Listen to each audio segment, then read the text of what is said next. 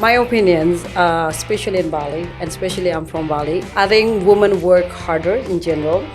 Somehow hated to say that we're born with nothing because in the traditions, the women in Bali, we have to literally eventually marry to someone and then move to the man house. I think the problem is with a lot of influencers these days, like they're not actually that influential. Like you can quite easily actually tell with the influencers who don't actually have a lot of influence because you can have a look at the comments and it's just like love, amazing, few emojis. What you really want to be looking for, the people who are real influencers, is like people asking questions. Just take that first step, whatever it is, however small or tiny it is. Even like the smallest baby step is still one step forward, right? You can you can do it slowly. You don't have to like jump in, put all your money into like this one like half-formed idea. You can do it slowly and it's fine as long as you do something to achieve like that goal that you want.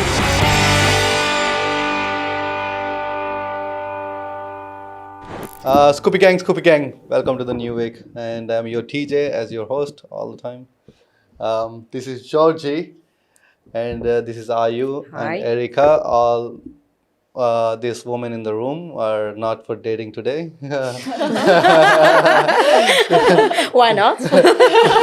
They're mainly focused on women entrepreneurship, which I wanna know about a little about. So.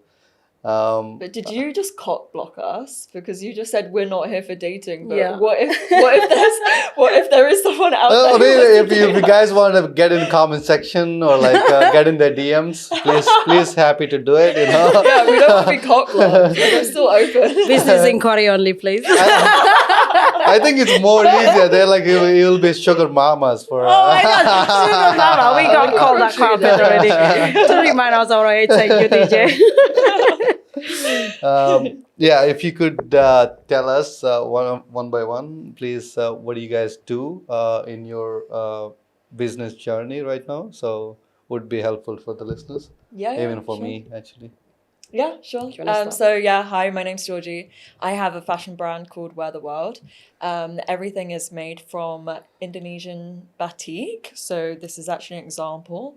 It's a traditional fabric that has been used for like centuries in the form of like the design is hand painted by using wax. Wow. So everything in my collection and in my business is all made from a beautiful print, and it's handmade by a small team of 6 women here in Bali. And I also give 5% of my profits back to the community here in Bali. Wonderful, Wow. wonderful woman. Wonderful. Yeah. What about you? Well, my name is Ayu. I'm Balinese. My parents been growing coffee since 1985. So my work is to keep people motivated, right? And What, then keep people motivated or keep the people awake. caffeine? Empower you guys every single day at work, before, ready for wine and stuff in the evening. So I support women farmers too, which is the people that I actually born and raised in my home village in Plaga. And technically, I'm also representing Bali coffee in locally and also internationally. Okay. Yeah, called Bali Beans Coffee. Oh, what about you, Erica? I'm Erica, so I'm also Indonesian. I was born and raised in Jakarta, but I've been living in Bali for almost a year now. I have a small fried rice restaurant in Canggu, which I've just opened, and hopefully we're gonna open a few more branches across Bali. Ooh. So you guys are doing different things, Yes. right? One, that's a beautiful thing actually. I also heard this about from a friend who wears Batik shirt all the time, Yeah. and that you implement that. And I know it's hard work to do that, and it represents Indonesia also, right? And also you're supporting women, as a woman supporting women. Yeah. So in this category also you're supporting women from your village trying to be in the industry, and of course I know who works at your restaurant. So in this, like, it comes like more like a gender thing, right? So how do you guys navigate through like focusing on inclusive of women? Well, for me, I think my opinions, especially in Bali, and especially I'm from Bali, I think women work harder in general. Somehow, hated to say that we're born with nothing, because in the traditions, the women in Bali, we have to literally eventually marry to someone and then move to the man house. So sometimes if the woman is lucky, they get loving like family with the man that she love. But if it's unfortunate, sometimes she doesn't get deserve what is be treated really nicely.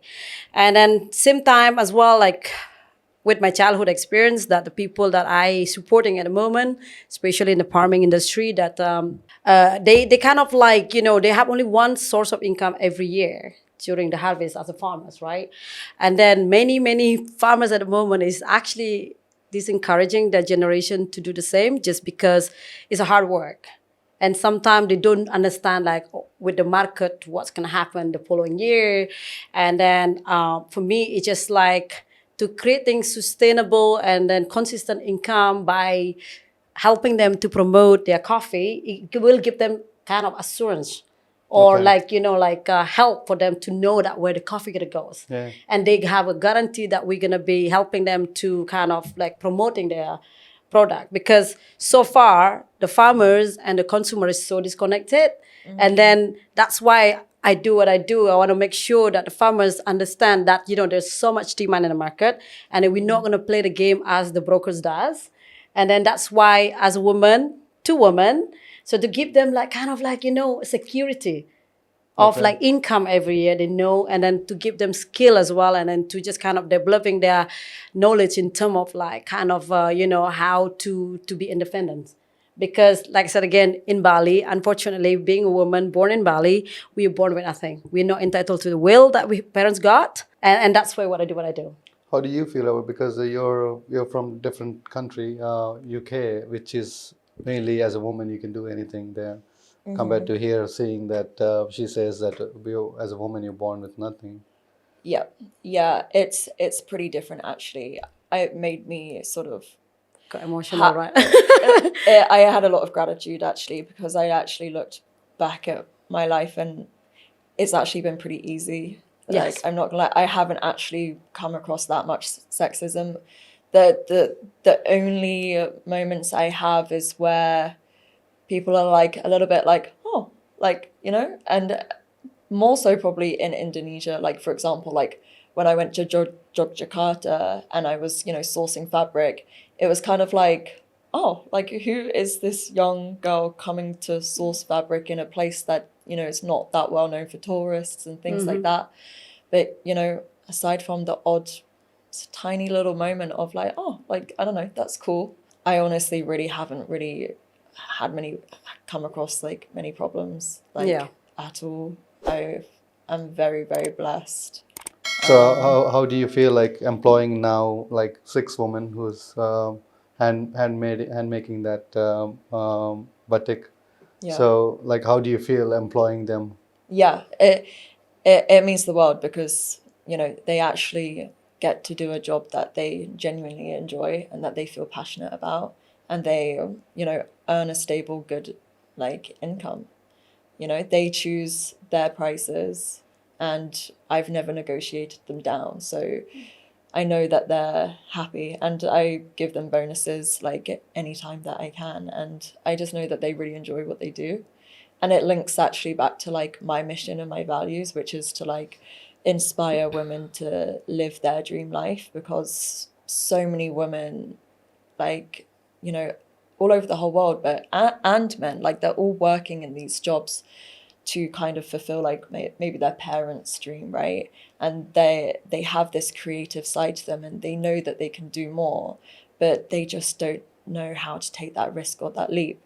And that kind of links back to like my job, because I was working in lots of really unfulfilling jobs, and I took that leap and I discovered my passion. And like it hasn't been easy for me in my own personal journey, but I think it doesn't relate to like actually like being a woman. It just has been like my my own personal struggles with mental health, like going back since, like if I'm gonna, I might as well like tell the full story. Like I've loved fashion ever since I was a little girl. And so naturally, like when I went to college, I chose to do fashion and textiles. But the course that I did, it was more the traditional route. So it was heavily focused on the sewing, and it was very like artistic. And I actually realized that I wasn't actually very good at that. So I got very down about that. And alongside other things like comparing myself to everyone, I was like the worst in my class. College just generally was like very overwhelming. So I dropped out. And yeah, I just was working in a smoothie bar, you know, not having a great time. But I later then found out about a business fashion college, right? So it was focusing on the behind the scenes, what goes into a store. So the buying, the marketing, the visual merchandising. And that's when it was such a relief, because I realized that my career in fashion wasn't over. And then I was able to, you know, work on the side, go traveling. And then this is when I found the beautiful fabric, and yeah, kind of like the rest is history from there. So I know what it feels like to be in a really bad place and to be working in these shitty jobs that, you know, don't mean anything to you. Yeah. But, you know, like everything does work out in the end. And I hope that I can just, through my clothes and my story, that I can inspire other women to sort of take that leap as well. In that note, like how did you guys get into the business world of women? Oh my God, business. It's quite like, I always want to do being entrepreneurs, to be honest, since I was a little girl. I born just a very small village in Bali, actually 1.5 hours from here. We didn't even have like electricity until 1966. Wow. So that was like 1966. yes, I still remember I go to school. I have a very like black nose going to the school because I had that, I don't know, the lamp that, and then we are so disconnected. We were the first family who had the TV as well, the time as soon as the electricity was available. And then somehow, You're saying 1996 or yeah, 1996? 1996. Yeah. Okay. So which is not. I thought you I said was like 66 66. at first. That's No, why I got that's actually quite old. 1996. I'm like, okay, But it seemed like a long time ago, right? I'm like, how old are you? 70 years? No, 1966. Okay. Yeah, So yeah. was not long ago, right? No, 1996 It's was like 29 years ago. Oh I no, was 29 years ago. 26 years probably. 29. Yeah, 29. We all missed. Like by 27, then, yeah. like Yes. in England, I think most houses would have We had a already have. TV. And yeah, yes, which is very crazy. much, very much. Which is really crazy. I would say in certain things, Bali is still like 30 years behind the UK. yeah, In certain technologies Yeah. stuff. I wouldn't think so much now. Some certain way we already ahead of them. I don't know, like certain things, right? So I did not have that, and my parents is a farmers. We always been growing coffee since 1980s. My dad very big believer on growing in natural environments way. So if you're gonna see my dad, like he's 80s, and my mom was nearly 80. Oh my God, they're still very much active in the farms and do whatever they like to do. I'm very proud of them, because their concept is like they pick something from the backyard and they cook it straight away. Right. So that's how you brought up. And my dad used to go to the river, get some shrimp for me and get some like river eel, like, everything from the farm. Yeah. Right. That's how I was brought up. And then obviously my parents growing coffee. So that's the only coffee we have every year. So the harvest is come only once a year. It's only come from May to September. And so every year, like for me not to disturb them while they're working. So they always trick me like, can you not help us, to pick some cherries under the tree so that we can buy you like new book or new little toys or new bag or, anything that you wish every year. So every year I always to make movies. And then, of course, every year I'm always looking forward to harvest because I wanted to be able to buy something new for me. Yeah. So that's how my parents encouraged me since I was a kid. And I think that's where actually my entrepreneur's way of thinking come out. Yeah. Like, so the harder I work, the more I can get something from my pocket money for my parents. But of course, the way how life back then, it was not smooth as it is. So every year we're depending on that crop.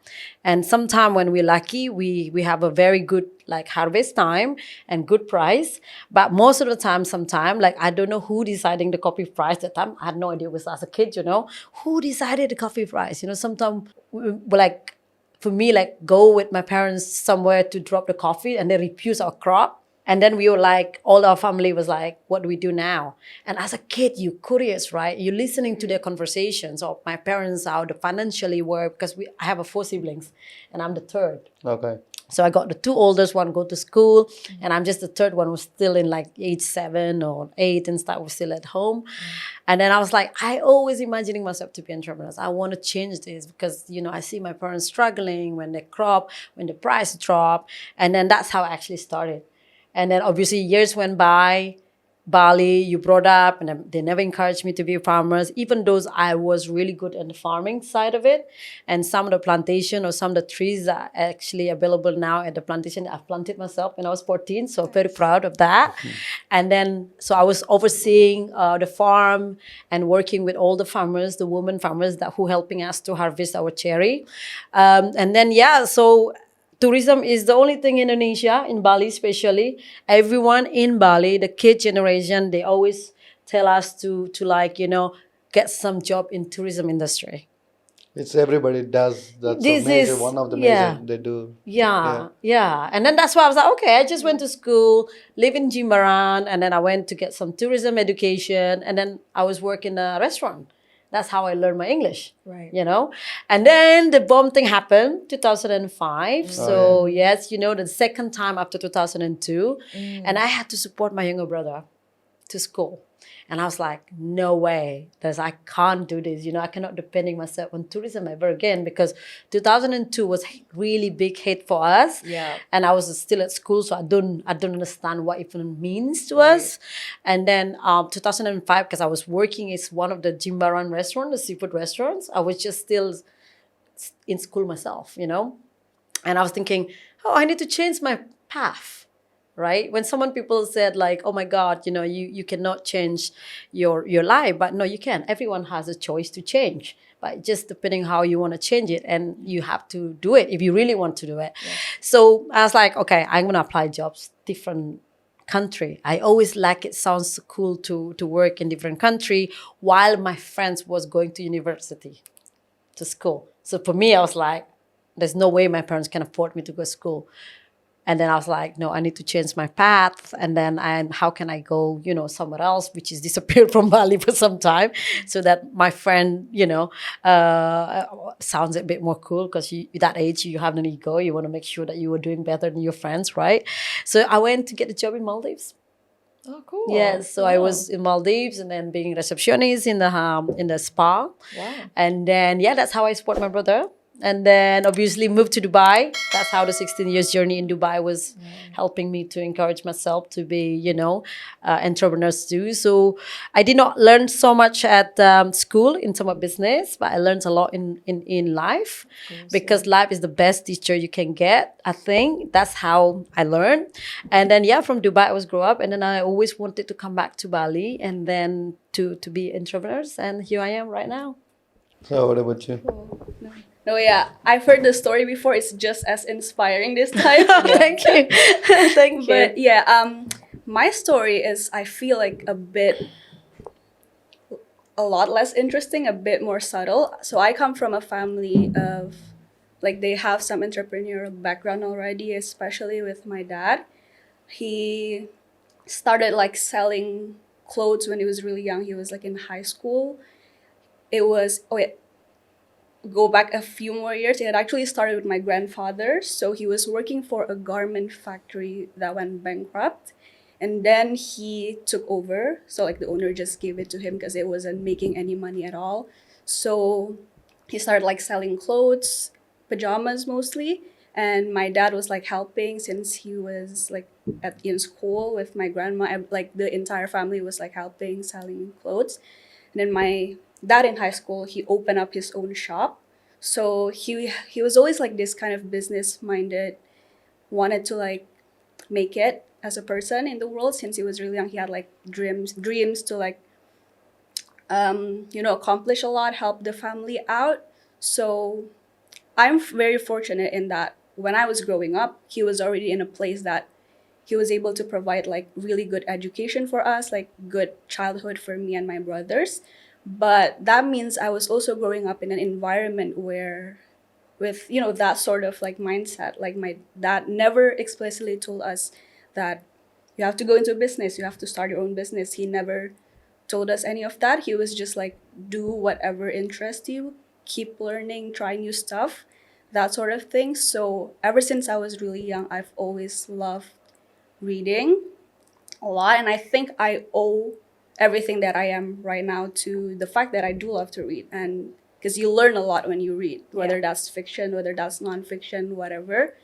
And I've always known that I wanted to start something of my own because from my background, I know that a lot of kids, a lot of people expect me to just like continue what my dad already has, like because he is still running his business right like now. that, right? Yeah, like family business, just like especially because I am the oldest child and the oldest grandchild as well, and it's a family business.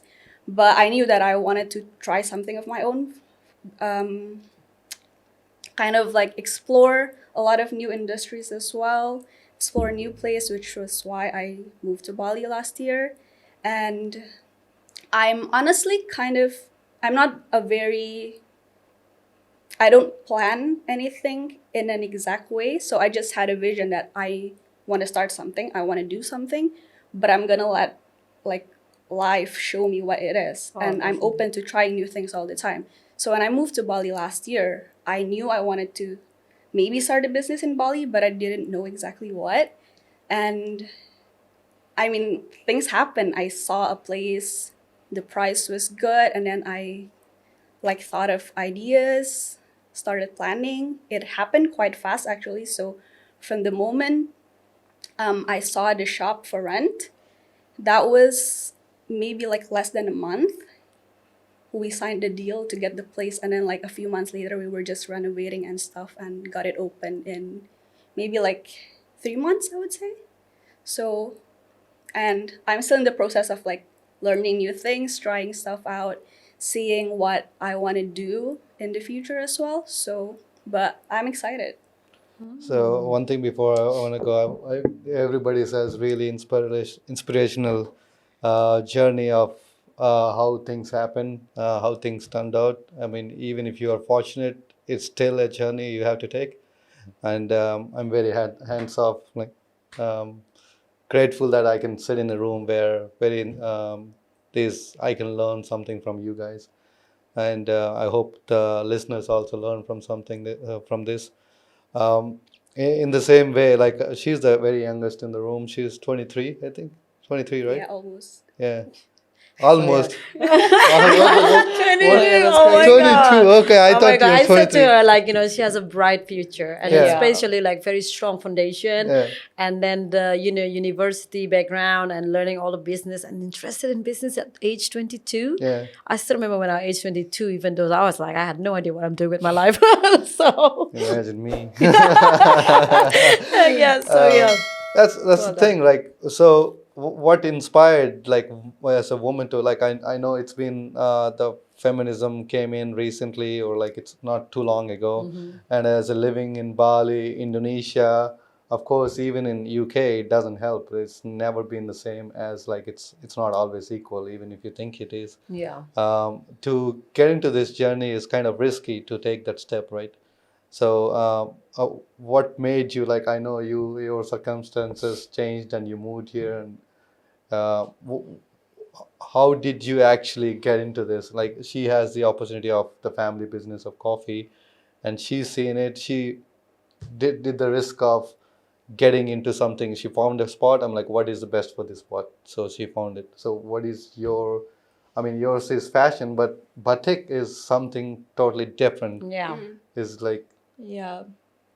Why batik, right? Yeah, it's a question. Yeah. Maybe a past life only knows that answer. I don't know. I can't explain it. It's just I just fell in love with it, you know, like I'm just like was obsessed with it. I don't know, like I just love it. Like, and I just the idea didn't come to me straight away when I first arrived in Bali, like because I was only 20 years old at the time. So for me, the idea of having my own business was like so far out of reach. I don't know how the hell you even do that. I thought it was only someone who, went to like Oxford University or their family had a business. Like I had absolutely no idea. But I brought a few pieces back that I found in a market that I was in love with, but I didn't have much money or much space, so it was only a few pieces. So then when I came back to England, I was searching for it online. I couldn't find it anywhere, but I was just sad. I was just sad, but I hadn't yet come up with the idea. It wasn't until I was then at a festival and I met this guy who was about 20 years older through a friend, and he had many of his own businesses. And he was the first guy that I had ever really met or hung out with that was like one, that age, or two, had his own businesses, because, I just was fresh out of college, right? So I was kind of like in a bubble. And, I was saying to him, I was like, I don't understand why no one is wearing or selling this fabric. Like I'd seen everything from India, China, Thailand, but I had never seen Indonesian batik before. And he was like, Georgie, like all you have to do is email the manufacturer and get it shipped over, and that's it. And I'm like, what? Like it's that easy? Oh my God, like, okay, like I'm gonna go for it. But like it was not that easy. Like it's not that simple. It took me 8 months, still found nothing like from being in England over the internet. I had to physically come back here and source it myself. But then from there, it was pretty smooth sailing. Okay, now so you're not 22, are you? No, I'm now 26. Okay, Wow. okay. I just want to make sure because I said she's the youngest. Yeah. Wow, incredible. Yeah, it's such a young age. And yeah, nothing is, I think, from the experiences of you guys, I mean, I personally didn't do anything too risky except this. I can't compare this with you guys, what you guys did. Like 20 years, I'm like, it's like, how did you guys get that, like, inspiring to start something new? Is very mind-blowing for me because I'm still 31. I act like a baby sometimes. So we all have that inner child within us, right? yeah. But one thing you mentioned that like women work harder than actually saying men, right? Why do you think it is? I'm just referring to my my Balinese way of traditionally. So we do a lot more. Obviously, in my opinion, is like Do you think it's comes under family, like inside home things, or it comes under like working outside? it's very much everything. I Okay. think because as women, we have so much of like kind of like there's a clock ticking, when the time you have to be being a mother, and then when you have kids, you have to take time off from work, and you have to look after your kids, and at the same time you have to look after your other half, and then at the same time also you have to look after your parents. I think just man is slightly, I don't know, maybe I'm not going to be referring to individual, but it's just I'm thinking of this in my general opinion of like I think women are a bit more aware of what's happening. So that's why it seems to we have a lot of more work to be done, to get organized, And especially in Balinese culture, we have to think about going to the temple, get like, the kids to make sure they are clean and go to school. But I don't have kids yet, but that's how I see my family or I see my sister doing it. And then I have to like to see them as well, like they're doing the offering, and then make sure that also that, because again, like being Balinese, that we also have community to feed as well. So when someone getting married or someone doing some like teeth filing or something, that woman, we always the one who much more needed to help their family to get this ceremony done, And then plus the man one, I think because again, like this is just my opinion in a way, like they know they're born with something. So they know they have given something by the family. So they kind of a bit more relaxed in a way. So I don't know how much you know about Balinese culture. And then this has always been in traditionally. So you're saying Balinese men, not all the men? No, I wouldn't say all, because every culture and tradition is different, right? So I'm just referring to what I know rather than referring to something that I don't understand. You Yeah, know what I mean? yeah, So exactly. as for me, as a Balinese woman, like I said again, we are born with nothing. So the person who's gonna take the wheel in Bali is the man. You know, and then woman, we are just, if we're lucky, our parents will support us to go to nice school, and then we go married to someone with title like doctor or graduate law or something. But if unlucky, like someone like me who born in just in the farm, like I have to come out on my own comfort zone, and I have to be the one who change my destiny of my life, so this is kind of thing that I'm trying to make it the woman in Bali, like, we are strong, and we want to be able to we can do this, we can change our path. It doesn't have to be like, we are on top of the man. I don't encourage that. I think equality or side by side with the man, that that is the best thing you can do. Okay. Yeah. It's I don't have any opinion on that because I'm a man. So, No offense to the man, but that's what I'm thinking. So yeah. yeah, I think in general, I mean, as far as I've seen my mother, Yeah. I've seen my friends who got married and have kids. I seen, even though they don't work as like provide for the family, as my dad just make money, and my mom takes care of the rest of the things. So I think in a way they do work a little more than men, but in certain situations, I would say as men probably work 3-4 jobs to provide for the whole family. It could take more work Yeah. actually. That's lucky. That's good. So I can't say how it is here. I mean, I do have women friends and male friends here. They all seem to be working hard from my eyes. So I mean, as long as since I don't work, so they all seem to be working hard. So yeah. So one thing I would like to know, since you guys have physical businesses, do you have physical business like No, only online. only online? Do you? Yes, I do. Yeah. Yeah. So we have 4 coffee shop right now. 2 of them managed by my older brother. I don't know if you've been to one as well. Is in Brawa. Satu Satu. Satu, Yeah, I've been and there a then couple times for Fine breakfast. too. Yeah, So that's yeah. the coffees from Yeah. our farm. Next time I go And- get free breakfast. Why not? Why not? And then one is in Umalas, which is my office. Yeah. And then we also got the plantation as well, which is people can come and see us at the plantation. And yeah, to see transparency that we do, we create it for the food chains to make it shorter journey to the customers. So yeah. What would you give advice for someone who's actually looking for a place right now? What do you mean looking for a place? Like I mean, in Bali world, business is very big competition. Indeed, yeah. A very big competition Indeed, yeah. because everybody's trying to get one over other person because they're all the same businesses, coffee shops, Yeah. restaurants, barber shops, tattoo shops. So she's trying to open a new shop. So what would you advise give her in the first, like these are the certain things you can look for? I think, there's always room for everyone. Of course, no yeah. matter what you do, like what sort of business. And I think if you have your own unique way of to do things, that is what people need. And people need, at the moment, obviously, we got spoiled by social media, right? And then, there's always one to the next one. Like there's always something better. And so people is always like shopping around, go to different circles, just try something new.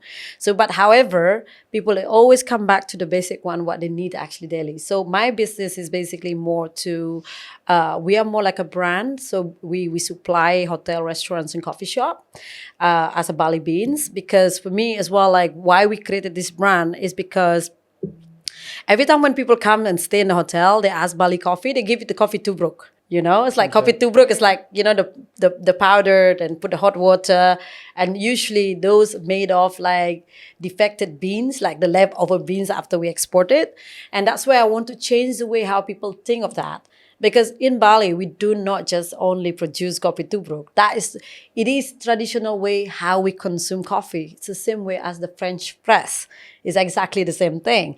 But however, today world, that we focus more in terms of the quality of the coffee. We want to make sure that also the journey of the coffee made it to your cup is shorter.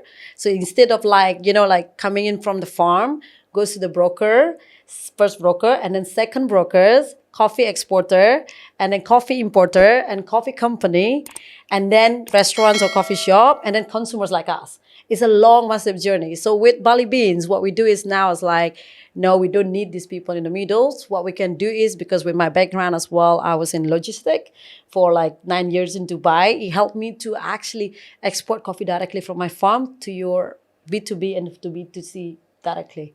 No, Yeah. I mean that And is then kind to the of unique, yeah. So that is- I mean, you believing in the product, Yeah. and you believing yourself that you're unique, and consistency of the quality of the product, people will find you. Yeah. And then food is the basic thing what people need, right? You know, Yeah. they will always need to eat sometimes. Yeah. Exactly. So my question was related to like when you're trying to find a new spot Mm-hmm. for your business, what is the things you should go by? Because there is so many spots. Yes. What is the right spot for to Great start? location, I think, right? Great What is locations. what is a great location? That's Is I think, you know, when people, it's kind of like two ways. The concept has to be right, and the location has to be great too. Obviously, depending what you are selling as well. You know, like example, if you're gonna be doing coffee shop, I intend to find somewhere. Example, the one in Malas right now, we actually kind of in the corners where the quiet area. But however, I have a French school next to it. And then for me is I'm believing the brand, and I do a bit more strong marketing online, because that's how the world today is with digital and everything, and everyone find it, everyone in Google. So we're doing really well. so you're So- saying marketing and Marketing also, and the location is perfect. So if you don't have the strong marketing backup, and then the location have to be improved, and the quality, I think. okay. My Yeah. question for the right spot is that is people walking by the shop or is it in the main location of Is the main people? locations and with the right concept. Okay. Yeah. Okay. But also, I guess, are you saying like, as long as you know how to do good Yes. marketing, Yes. you could be, you know, Anywhere in the middle else. of nowhere. Yes, But if yeah. you have good marketing and, you know, And concept, and, yeah. and a unique, you know, a USP, then people will come to you. Oh, They yeah, will- because that's it'll be how- worth the travel, right? Yeah. yeah. It's social media these days is like somehow it's strange world we're living in today, Glad right? that you guys mentioned about marketing. I wanted to ask this question. Yeah. Like, how important marketing these days and how important social media plays in this right now?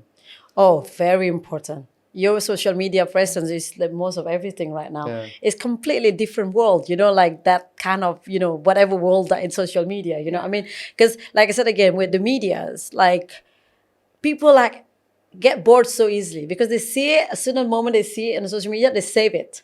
And then when they go to Bali or they Google it, then they knows where you are and they will find you. Example, our plantations, like we don't open our plantation as commercial place, like the, you know, like the luwak plantation in Ubud that you find it, because we don't have capture luwak in our plantation. We keep it very authentic so that people can learn the real thing about coffee. Because what happens is like in London, in Dubai or anywhere in the world, except the coffee producer, they never seen coffee plants before. So for us to give them the opportunity for them to come to our plantations and to learn very much in detail about the coffee, how the coffee journey actually made it to your cup. This is something, wow, it's something that they can take them back home with them. And we are 1.5 hours away from the crowd, you know, but people do find us. That's what I mean is location, the quality and marketing is the three, I would say the main things that, you know, for opening new businesses. But sorry, where is your plantation? I'm really In intrigued. Plaga. Plaga. Yes. It's I- actually north of Bali, yes. I've never even heard of that Yeah, area Yes. before. Have you heard about Plaga wine? No. Yes, it's a local Plaga What's- wine as well. What's it closest to? That's the most touristy destination. Like, Nung Nung Waterfall? which one? Nung Nung Waterfall? Is it But is it closer to like Ahmed? Ahmed or No, Lovina? it's in north, it's near to Kintamani. I would Oh, say. closest to So 30 Kintamani. minutes Mount from the Batur. Kintamani coffee hotspots. Yes, yeah. Okay, Oh, okay. okay, Mount cool, Batur, cool, yeah. cool. Yes, Okay. yeah. And so it could be like a stop. Like if anyone's here on Yes. holiday and they're going to visit Kintamani, they can also That's come and see right. your plantation as well. That's right. Yeah, that's cool. And then it's just amazing like how much actually people love coffee, you know, like, and we have a very exclusive tour. It's the biggest thing in Yeah, Bali, no? Yeah. right? And it's the Yeah. biggest commodity exporter in the world, Yeah, right? You know, yeah. after oil. Well, now probably coffee is the one took over oil, to be honest, because Yeah. oil now, you know, decreasing on export, right? So yeah.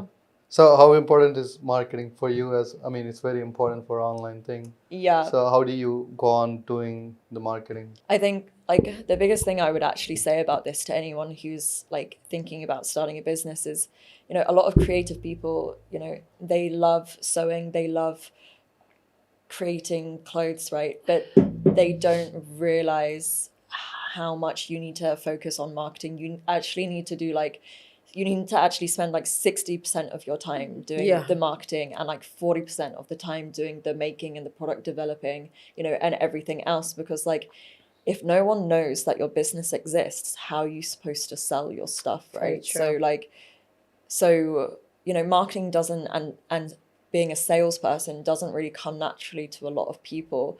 And when, I don't know, like in the Western world, like a salesperson, it has a very bad reputation. It's like these sleazy car salesmen that, it just feels kind of sleazy. So people are almost, people feel too shy to like kind of push and sell their product out there, but you have to. There is a way that you can sell your product in a way that it makes it feel like, you are solving a problem for that customer and the customer feels seen. So there's many things here. But also another thing is like, people don't buy what they need, they buy what other people want. Yeah. So if you And have what this else? sort of desirability factor, then, people will be like queuing up at your door for it. So this is the most important thing. And this is what I'm learning, right? Because I was blessed that the first few years of my business, I was selling on like other platforms that did marketing for me. It had natural organic traffic that was coming, and I could make a full-time income off of that. But these platforms, and with the economic crisis and everything, I can no longer rely on them. But because I did have that, I was never consistent on social media. I never took it properly. But now I'm at a point where I can no longer rely on these other platforms, and I am having to grow my own social media, learning about all of this stuff, right? Like I'm having to learn about, what goes viral on TikTok, what goes viral on Instagram. And so I'm like, I feel like I haven't even scratched the surface with my business. Like, I'm still super, super small, but, I've already sold, 10,000 items on Etsy alone. So if I can do that with zero marketing, imagine like where my business could be. So yeah, marketing is number one. Yeah. Wait, can I just ask, where do you sell your clothes to mostly? Like which country? To the Western world. So it's like 50 to 60% UK, 20% US, Right. 10% Europe, and like a small percentage to the rest of the world. Wow. So yeah, how do you do marketing? Because Bali is a competitive market for food. Yeah. Yeah, We're in a super food heaven, competitive, are we? right? Yeah. I think like social media is definitely big, but I would say like actually the biggest marketing you can get is from your customers. So like Very true. word of mouth, Yeah. maybe even like reviews on Google, cause that's like real people who have eaten at your place reviewing the food, the service, the ambience, the location, everything. So it's more, there's this sort of more like you trust it more because it's like actual paying customers who review it, whether that's, as I say it, like through Google, or that's like through your friends, you hear it through your like family or community. I think that's actually really big, and I did not realize that when I was starting out with the business. But yeah, actually, like the biggest marketer, the best marketer you can get is your customer. So that's like, from, let's say like for my example, like with a restaurant, it's not only the taste but also the service and how you interact with the customers. If you leave a positive impression on the person, they will leave and they will like remember it, even though like, let's say the taste of the food is just like 7 out of 10, but if they remember like feeling really Happy leaving, feeling yeah. really good leaving it, they will remember it as like 10 out of 10, and they would Yeah. recommend it to like their friends who is maybe like coming to Bali in a month. Because I've had that like a couple of times. I ask people like, how did you know about this place? And then they say oh, my friend came here like a couple weeks ago, and then when I came to Bali, I wanted to check it out. So I think that's really important as well. What is the name of your cafe? It's called Rice Republic. Okay, cool. And whereabouts is it? It's near Bali, Buddha Canggu. Bali. Buddha Canggu. Oh, okay. Okay, Yeah, cool. Padang Oh, region. nice. Yeah. That's how I met. Yeah, you, so I actually. hang out at the coffee shop Oh, every day. okay, So okay, I see. the thing is, like, how important is social media, and people are taking benefit, like influencers actually, like probably texting you, can you give me free coffee that I can promote your brand? Like, does that actually work, or it, like for you, do you do any kind of promotion using influencers? I'm just like starting out with this. It's very fresh. No, I'm going to start. The thing is, influencers, the actual good ones, they're really, really expensive. Okay. So Especially in fashion, right? yeah, they're really expensive, pretty much out of my budget. So I'm thinking of gifting to people that I genuinely love and provide value, actually kind of in the sort of personal development holistic space. My specialty right now, I'm gonna try with influencers and everything, but actually something that feels very authentic to me right now is gifting in the hope that they love it and they post because they want to. So, like, for example, there's lots of holistic sort of, I don't know, for example, there's like a nervous system healing coach that I love, and she has like 60,000 followers. And I'm going to reach out, I'm going to say, like, hey, like, you have helped me so much. And as a thank you, I would love to gift you an item. There's no pressure to post about it. But, if you want to, like, please. And then, for me, the cost of making an item and shipping it, it's not that expensive. So like if she never posts about it, I haven't lost kind of that much. Yeah. So it's kind of a cheap form of getting my items out there. But this is all like literally I'm doing this like now. Like nothing has actually come of it yet. So we'll just have to wait and find out. And sometimes hard work pays off a little late. Yeah. Yeah. What about you guys? The influences effect. I'm very fortunate actually. Lot of international magazines or big, influence people come to reach out to me because the way we do things at Bali Beans is completely different to other coffee companies. Like I said again, like with my dad philosophy earlier, that we grow our coffee in sustainable, so basically shade grown environments. And because Arabica can only grow above 700 meters of sea level, so it's very important for us to preserve the trees so that they let the bird, they let the animal roam around. So we've been like literally busy, like example, a few months ago, I got reached out by insiders and also eaters who are quite big in the US. And they come just to filming about us, what we do, and how the cup is actually made it to kind of the consumers directly. So for me, I haven't used really Any kind of big influencer or marketing. And I tried a couple of things in Bali. They again, like they once the moments I mention about our vision and missions and what we are trying to do here as a coffee farmers, and give them a bit the reality, because it's not just a story about the coffee. So many people, they drink coffee, but they don't really understand like how actually coffee being made and being transport to their cup and stuff. So we got very, very much help. I did a lot of filming as well. Somehow, God knows how they get my contacts, and they got our company. So it's been really, really helpful. And that is one of the why I think I would say Bali Beans Coffee, and obviously the name, which is quite lucky, and somehow I feel like it meant to be for me. And when I found out that the name was available like 7 years ago, I'm thinking, like, wow, Bali Beans Coffee, it's available in a domain. So I did trademark straight away, just make sure that, but then however, it's also big pressure for me to kind of, presenting Bali and coffee. So I just want to make sure that we deliver the correct information to customers, because there's so many luwak plantations in Bali, which is at the moment, as you know as well, the luwak reputation is not really good out there because of the luwak being captured and fed by beans and stuff. So we want to make sure that the people, that what we do in Bali Beans is still like, traditional way, the way we farm, we process the coffee, but the way the serving the coffee is in very international way. Okay. Yeah. Well, the one silly thing that I want to ask is a lot of people reach out to get free shit. Right? You probably heard that. So what do you guys think about them? influencers taking advantage of the restaurants, going there asking for free stuff that I'm gonna post it online. So what do you guys think about those kind of influencers? I think everyone is influenced, right? But for me, it's like I never worked with someone who coming in for free to my coffee shop so far, which is very good. And then I don't think they should do that. I think if they're really willing, if really they think this product is potential for them to promote it, I think they just should do it in free stuff. And I'm sure as a business owner like us, we will understand that.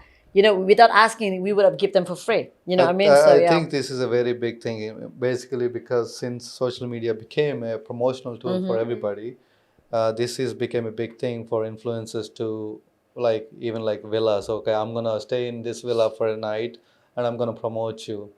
But do they have actual followers or don't they have actual followers? I'm not really sure. But this became a big thing, Yeah. which has been happening a lot for a lot of businesses. I'm sure if it helps, good for them. But like situation where it didn't help and you did, like how do you feel about it?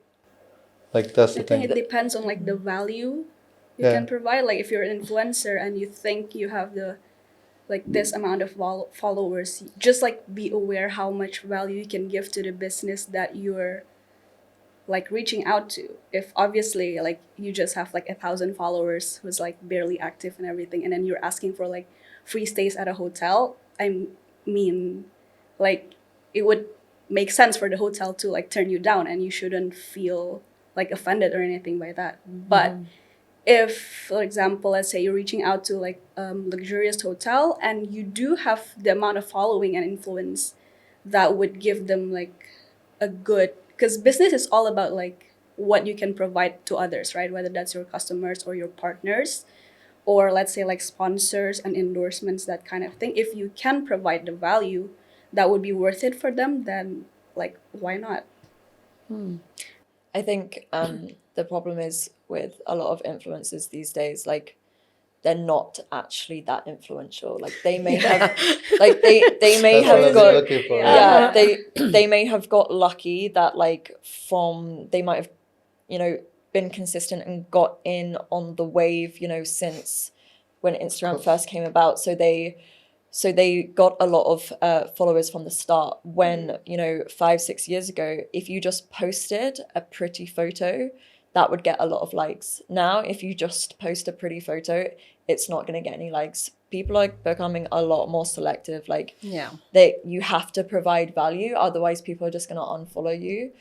And so you can quite easily actually tell with the influencers who don't actually have a lot of influence, because they're in all of these big WhatsApp groups, right, where they all like and comment on each other's posts. So you can have a look at the comments, and it's just like I didn't know it's just like love, amazing, few emojis, and they're all doing it on each other's posts. So then it like builds up. But what you really want to be looking for, the people who are real influencers, is like people asking questions. Like in fashion, it would be like, where is that from? I love that. Yeah, being good on you, it's yeah. like real, genuine questions, not just like one word things. So for other brand owners and like me, like I can actually spot like a bad influencer from Yeah. a mile off. And also like just looking at their stories, and if it's just like a lazy sort of just photo of like post nothing, not explaining anything, it's the people who show up with their face and they have strong values and opinions, and they show every aspect. They don't necessarily show every aspect of their life, but they will quite happily come on their stories and talk about something that they feel passionate about. Those are the influencers that are actually good. But a lot of them, are quite superficial, they're lazy, and they're making a lot of money from the people who are like naive, Yeah.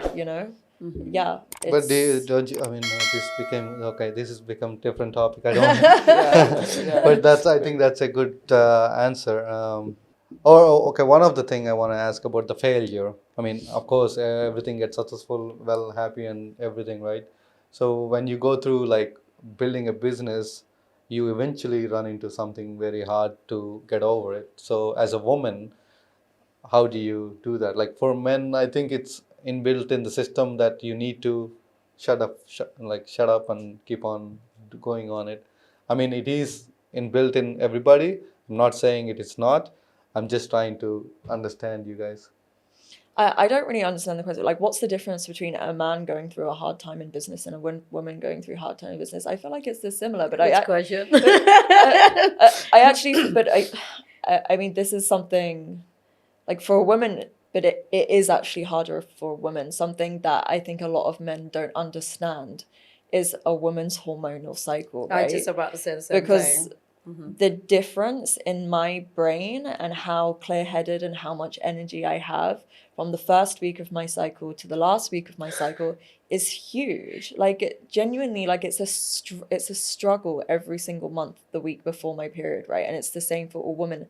But a man's cycle is 24 hours, right? It's exactly so you are accurate, consistent. Like you're just every single day. Like you're just like this. But a woman is like, woo, you know, it's just like it's a constant. We are like a roller up, down, coaster, you up, know. down. You just don't know what you're gonna get, Roller right? coaster. But, like we like push ourselves through that, Yeah. like, you know, and it's actually crazy the shit that we actually have to go Yeah. through. It's wild.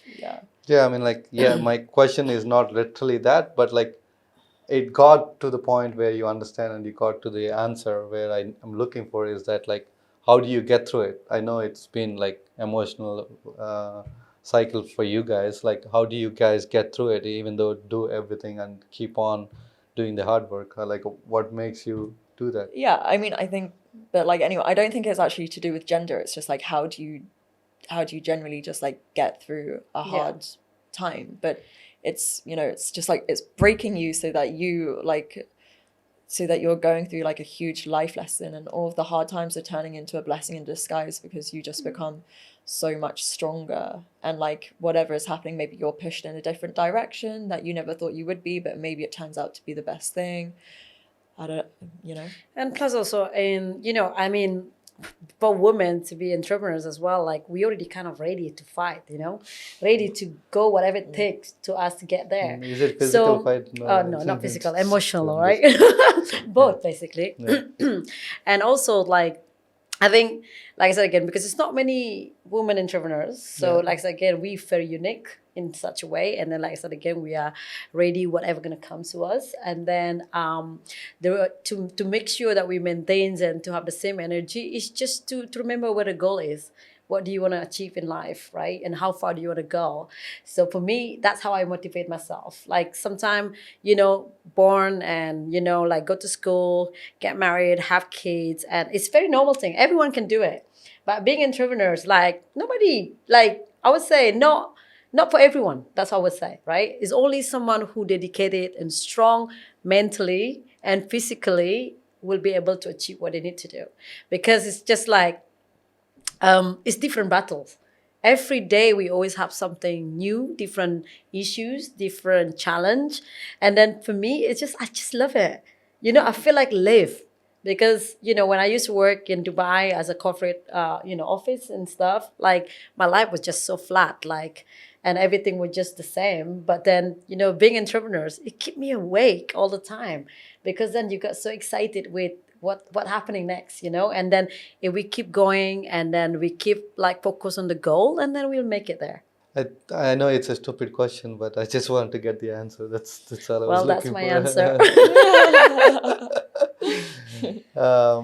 answer. So is any advice for the upcoming entrepreneurs or women who's trying to be like or put down or like going through rough patch, or like they want to do something but they can't get out of their comfort zone and take the risk? Well, I mean, for me, it's how much you want it, you have to go for it. I think so. Like, I think I watched some like Oprah Winfrey yesterday, and then she's saying very big sense thing. A lot of people doesn't have a goal. If you do have a goal and you work toward it, you'll make it there. So life is about setting the goal what you really want. You're happy with your current life, and what do you see yourself you doing in 5 years? And then I always have 5 years plan. So every 5 years, I always achieve what I want to dream of, like whatever I dream of. And then I make another one and I keep doing another one, you know? So yeah, once you have goal, when you have a destination where you want to go in life, and then it's just easy. Just work toward it. And then don't quit until you're actually able to make it. Because at the end of the day, worst case scenario, your entrepreneurial journey doesn't work. You just need to find a job. That's it. And So then have goals. yeah, have goal. Always. You think it's the same answer? Or? Yeah, very similar. It's normal to feel scared. Like it's your nervous system, actually saying to you like, oh my God, like I actually have a fear of dying. Like if you're gonna take this risk into the unknown, it's uncomfortable, right? But like you're not it's weird. It's like you're not gonna die. Like everything's gonna be okay. Like Yeah. you have to take that risk because like imagine yourself when you're like 80 years old on your deathbed. You want to look back at your life and say, yeah, like I lived it truly authentically to my desire, like, and you just don't want to have any regrets. If you're in a job that you hate, like you have to leave. You have to be careful. You need to, obviously, you can't just be stupid. Like you need to have a backup of savings just in case, but like it will work out. Like Yeah. you just got to trust yourself. Yeah. And I would just add, like, just take that first step, whatever it is, however small or tiny it is. Like, even like the smallest baby step is still one step forward, right? You can Yeah. you can do it slowly. You don't have to like jump in, put all your money into like this one like half formed idea. You can do it slowly, and it's fine as long as you do something to achieve like that goal that you want. So yeah. So the thing is like have goals, take risk.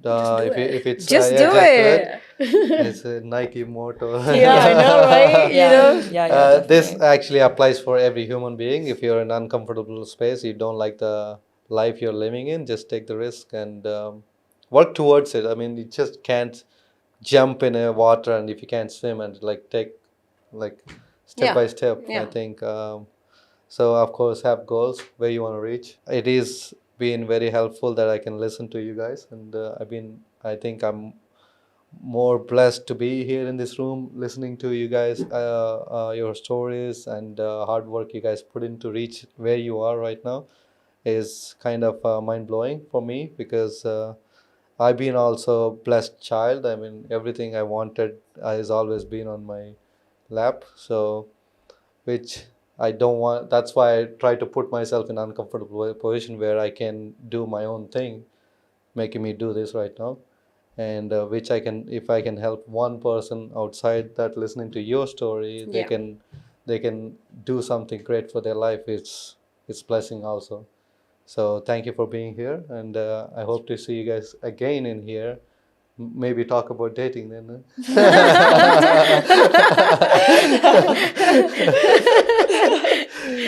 Please feel free to reach their DMs and don't reach them because I said so. If you think they're cute or No, business only, like I said. if you're a sugar We are daddy, entrepreneurs. No sugar daddy, thank you. maybe for sure sugar baby for her. I'm down for a sugar daddy. If anyone wants to be my sugar daddy, I'm like super down for that. Maybe sugar mama, thank Thank you. you. Please feel free to say anything for the camera. If you want to say something for great words to the camera, please feel free. Okay. Just well, if thank anyone you. has any questions, like if you want to reach out, like I'll always be happy to reply and give any advice.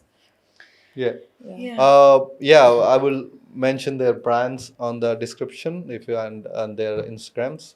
If you guys want to reach out for their brands and want to know more information about their brand or have any questions regarding the women's entrepreneurial, how they work through the things, please go through the description, and also let me know in the comment section so I can reach out and come and reply back if I can. Yes. You have anything? Yeah, for me is for those out there wanted to try something new. Just don't be scared. Like what doesn't, doesn't kill us make us stronger. And yeah, just do it. Like second worst scenario, you just need to find a new job, if it doesn't work out for you. So yeah, just do it, because this is life. Is that we are here for probably, I don't know how long we have, right? So just do whatever you like to do. So yeah, and do it. You, Erica? No.